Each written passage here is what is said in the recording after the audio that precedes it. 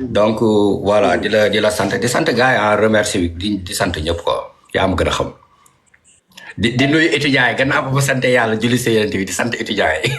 waa da nga war a sant étudiants yi nag gars yi ñu partagé live bi mu gën a yéeg parce que tamit nag kilifa gii ñu invité nii ci kaw nii moom kilifa la parce que li tax mu doon kilifa mooy étudiants yi tey jii bu amee problème ngas ka la ni gis ngas kaa ciy topp ngas kaa ciy wax moom day wax ak état di wax ak ambassadeur di wax ak ministre léegi nag ñuy jot ay waxam di ci sukkandiku su ko defee nag di déglu waxi ngas ka njaay pour mën leen a dimbali kon ngas ka mi c'est un gars sûr ku baax la loolu day am solo waaw mais ngas ka sama waay ñi ngi lay nuyu di la ziyaare maa ngi lay delloo ziar bu wér a wér léegi nag dafa am lu fi xew dëgg la maanaam sànq ñun ñëpp dina duggoon ci laay fu Mouhamed doon seetaan dëgg la MMK yëkkati ay kaddu jëmale ko ci yow yëkkati ay kaddu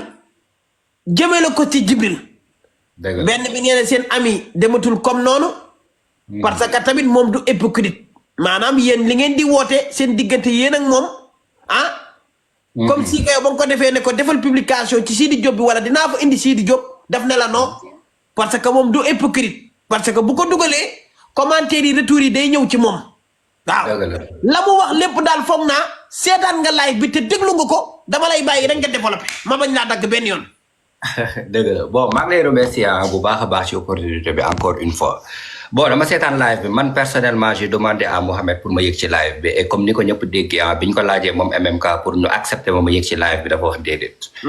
donc voilà personnellement j'ai fait une émission avec Mohamed temps yële passé yàggul dara bi ma laajee ndax man dama am problème ak MMK dama wax ni man aw ma problème ak MMK et je réitère ba fii may waxee ak yéen man personnellement aw ma problème ak MMK donc moom lépp li nga xam ni décrire na ko ci live am bu nekk li ko metti man bu fekkoon ni problème boobu laa am ak moom je pense que ni du ma ko invité ci sama événement donc li tax ma invité ko ci événement bi dama ko invité parce que dama jàpp ni am nañ de bon rapport te boobu ba léegi man ak moom man personnellement aw ma benn problème ak moom mais li ma choqué c'est que dafa wax beaucoup de choses yoo xam ni du ma ni dafa dëng de dara du ci dëgg dafa wax énormément de choses yoo xam ni daf ko raconter à sa guise pour que moom mu intéressé ko et moi balaa may dugg sax ci li mu raconté dafa am benn conseil bu ma koy jox te musuma ci wax problème yi am nii temps yi ci toile bi mu def live ba génn ci ba wax ci ba reetaan ci ba nit ñi ñëw di ko 72 heures ba mu dem ba tëj ay commentaire am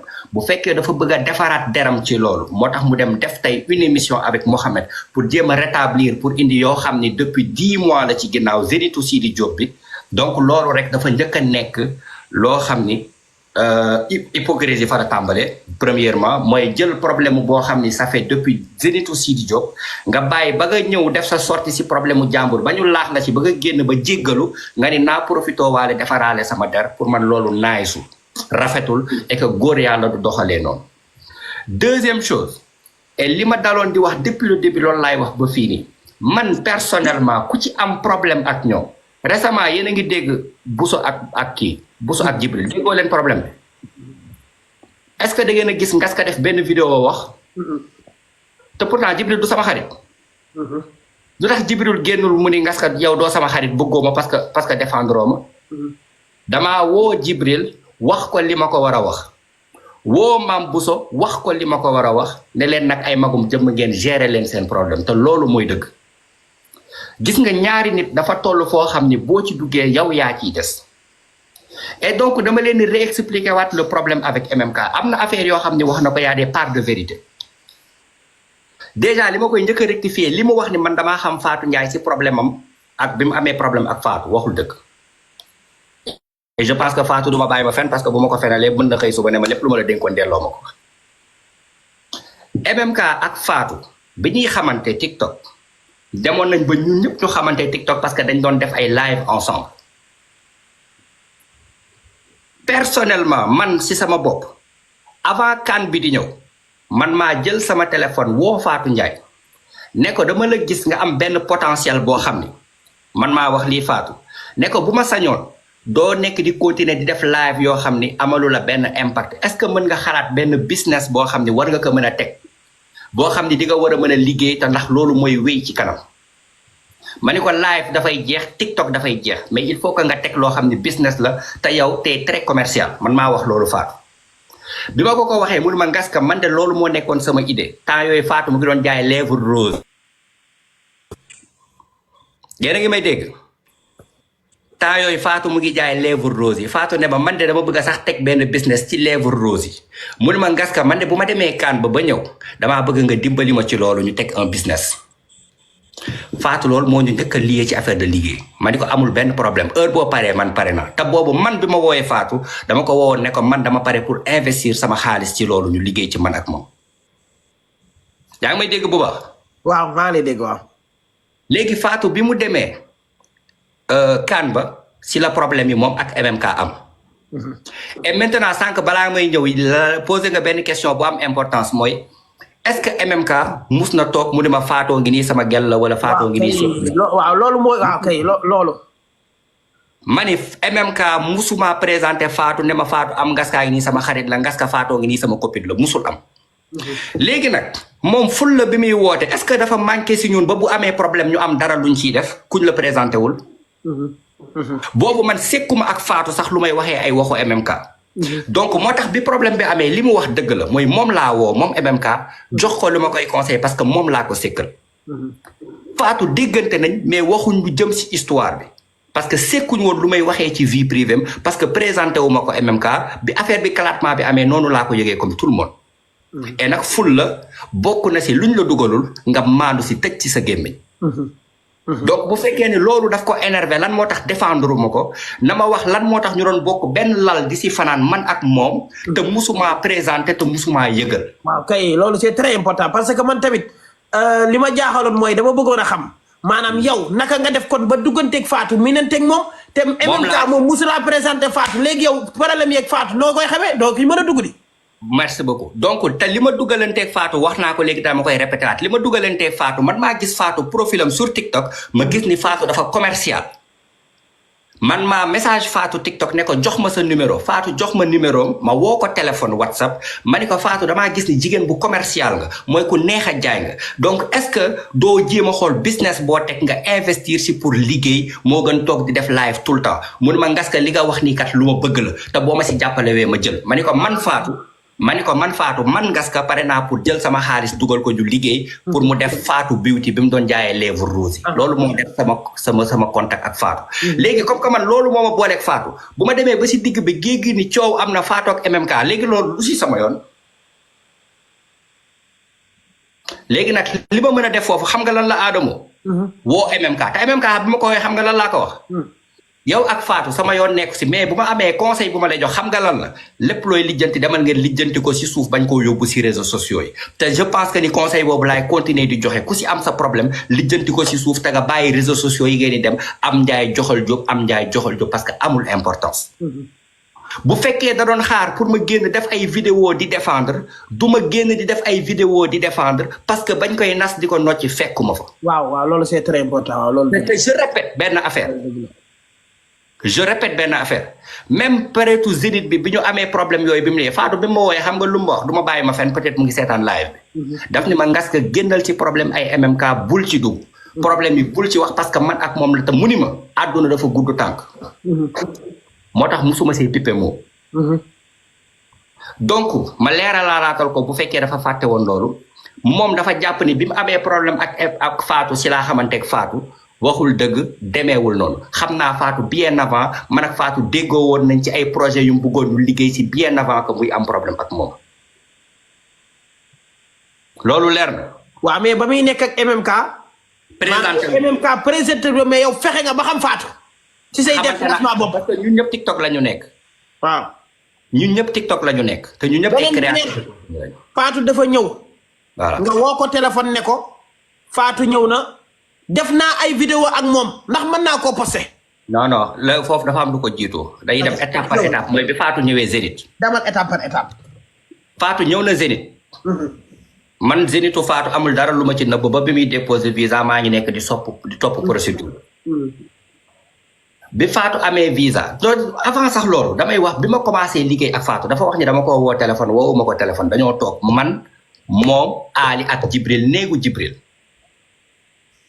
te li tax loolu comme li mu wax noonu wax na ba wax ñàkki Adamo xam nga nee naa la ba avant ñoo am problème Fatou woo diggante woon nañ pour liggéey ci projet affaire bi lii bi affaire lèvre rose yi mu doon jaay pour ñu def boutique.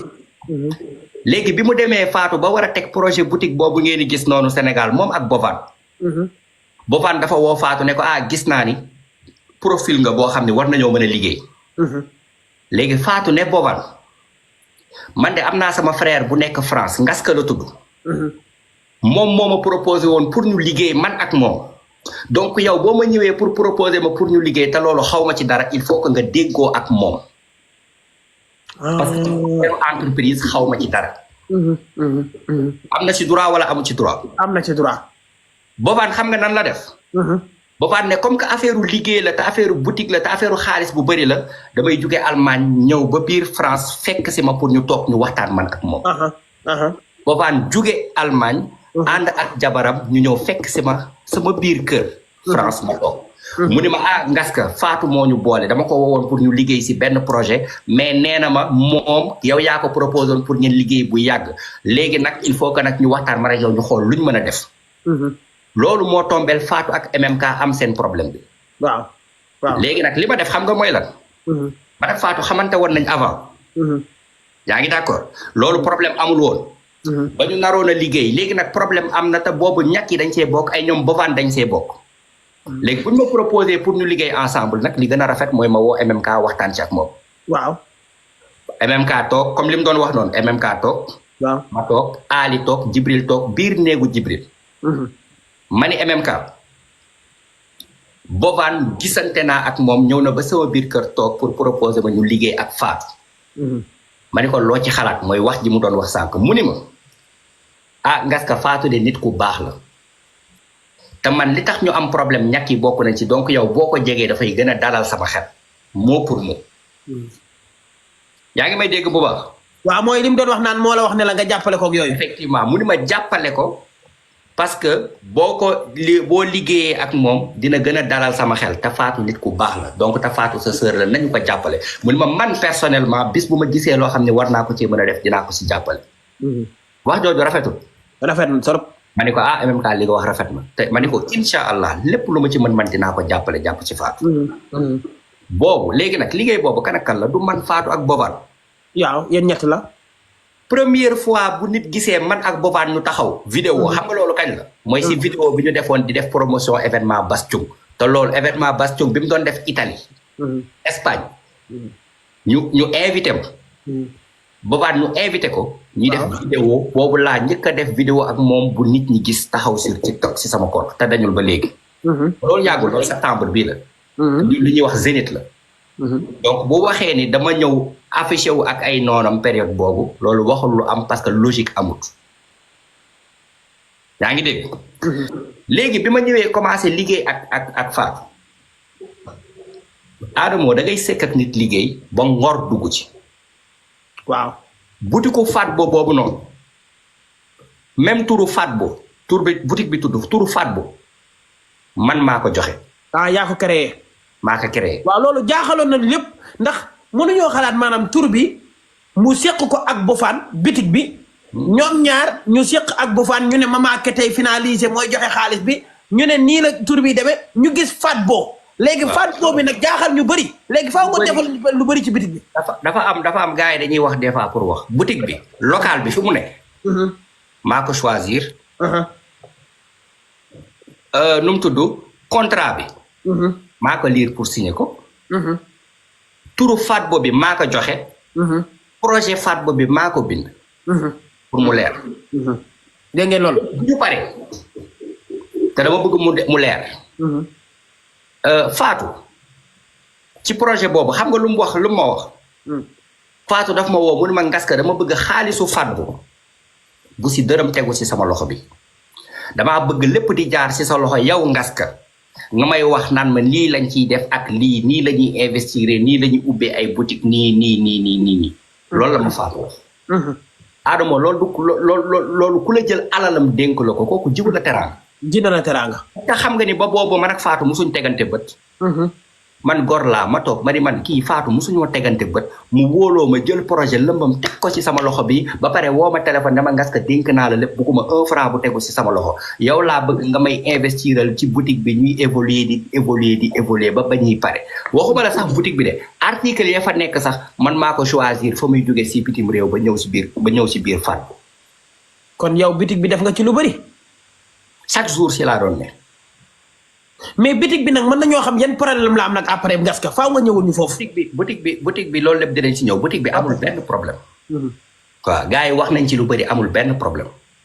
donc léegi foofu la liggéey ak Fatou bi commencé donc man ak Fatou bi ñuy liggéey du woon pour ay affaire de manager de. man ak Fatou liggéeyu boutique boobu la ma soxla woon ñu liggéey si bi ñuy dem nag man ma koy conseiller parfois muy def ay erreur ma koy giddanti des fois ñuy discuter ba benn instant. mu gis ne presque contrat am man maa koy signé. yaa ngi dégg. waaw te il faut que sénégalais sax xam ni Fatou même période boobu ñuy liggéey Fatou signé woon na ak beneen manager ku ko doon manager te man derrière dama doon nekk juste di ko encadrer yaayam bu wooba ne ma kat dénk naa la ko gis naa liggéey bu am solo bi ngay def ci moom te mosoo koo teg bët Fatou amoon na manager mu koy manager kooku di ko signer ay contrat am Fatou di liggéey mais man juste dama taxee woon position grand frère am Fatou bis buñ ko proposé contrat ba manager bi bëgg koo signer te amul lu ci leer sax mu ni ko xaaral ma woo sama frère dugal ko ci appel bi ngeen waxtaan lu leer parce que moom affaire de bind ak contrat yi xamu ci woon lu bëri. des fois bu ma d'accord lu xamu ci dara non xamu ci yooyu dara. comprendre nga. donc amul affaire de ay contrat man ak moom. léegi bi Fatou di ñëw si Zénith bi problème mu MMK ak Jibril sax foofu la tàmbalee. Fatou bi muy ñëw si Zénith bi yow yaa ngi fa woon. waaw. dafa bett ñu bëri parce que soo xoolee Fatou jour Zénith bi la yegg si Paris.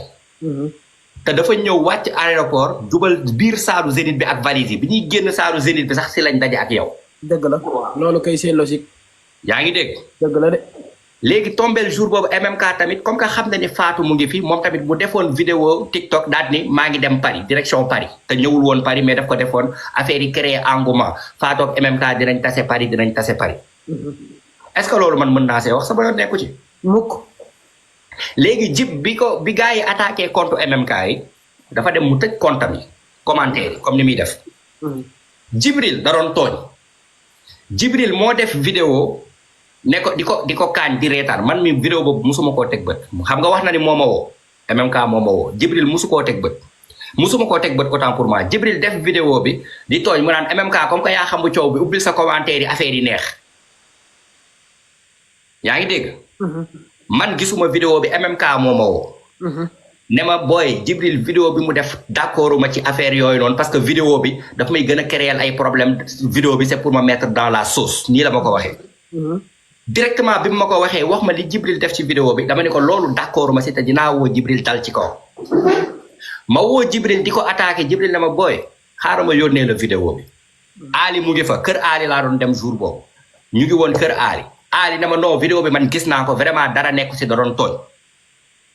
ma woowaat Jibril ne ma Ngaska man maa def vidéo bi te li tax ma def ko dama jàpp ni ñun ak MMK ay gaayan lañ te sekk nañ tooñante si suñu biir. ay affaire de pare na ci yéen. gel bi. yaa ngi dégg.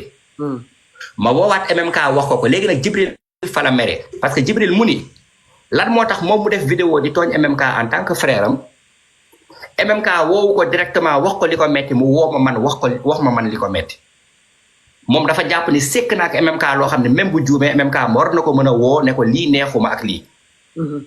Jibril foofu la téye boppam ci MMK. est-ce que loolu leer na. waaw maanaam geste bi nga xam ne MMK def na ko par rapport ak vidéo Jibi bi ci la Jibi sukkandiku moom tey relation ak MMK. boobu kon loolu sa yoon newu ci. voilà léegi nag loolu période Zénith bi la fin juin. waaw.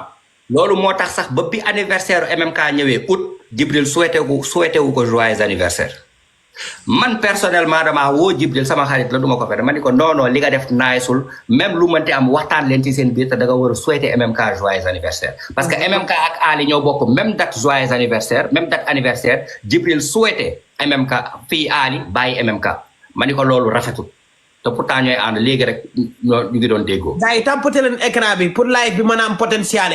parce que Ngaska li muy Ngaska ma ñëw 2 minutes li muy expliqué dafa am importance parce que danoo yëg ci live wax ci ñoom que